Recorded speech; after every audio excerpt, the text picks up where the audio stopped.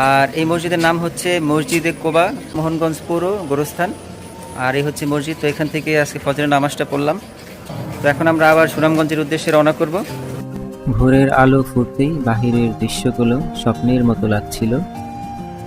প্রতিটা দৃশ্য যেন এক একটা ছবির ক্যানভাস। এখানে একটি মসজিদ রাস্তার পাশেই। বাহিরের প্রকৃতিটা এত সুন্দর, এত চমৎকার, যেহেতু এটা হাওর কবলিত এলাকা, জলাশয় এবং গাছপালা সব মিলিয়ে চমৎকার একটা পরিবেশ ছিল এখানে।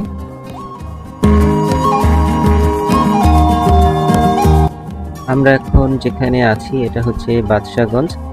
আর এখান থেকে ট্রলার নিয়ে আমাদের আজকের হাওর ভ্রমণের যাত্রা শুরু হবে।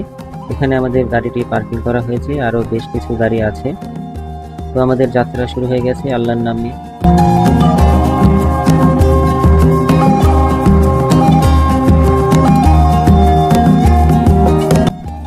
আজ সব কিছুই কেন যেন ছবির মতো সুন্দর লাগছে। এখন আমরা রওনা দিয়ে যাচ্ছি টেকের ঘাটের দিকে। হাওরের পাশে চমৎকার একটি স্কুল, চমৎকার পরিবেশে। এমন পরিবেশে পড়াশোনা করার মজাই আলাদা।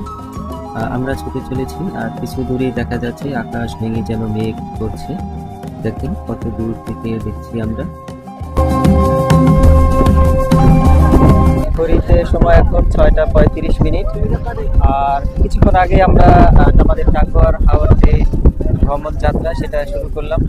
তো বাস থেকে নেমে আমরা এই ট্রলারটি নিয়ে আমাদের টাঙ্গুয়ার হাওর ভ্রমণের যাত্রা শুরু হয়েছে। তো এখন আমরা যাচ্ছি।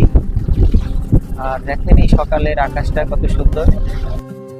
কিছু দূর যাওয়ার পরেই আমাদের ট্রলারটি প্রচণ্ড পানির ঢেউ আর স্রোতের কবলে পড়ে, যা দেখে মনে হচ্ছিল আমরা যেন সেন্ট মার্টিনে যাত্রা শুরু করেছি। আসলে এটা অকল্পনীয় যে হাওরের পানিতে এখানে এত ঢেউ। সবাই খুব ভয় পাচ্ছিলাম।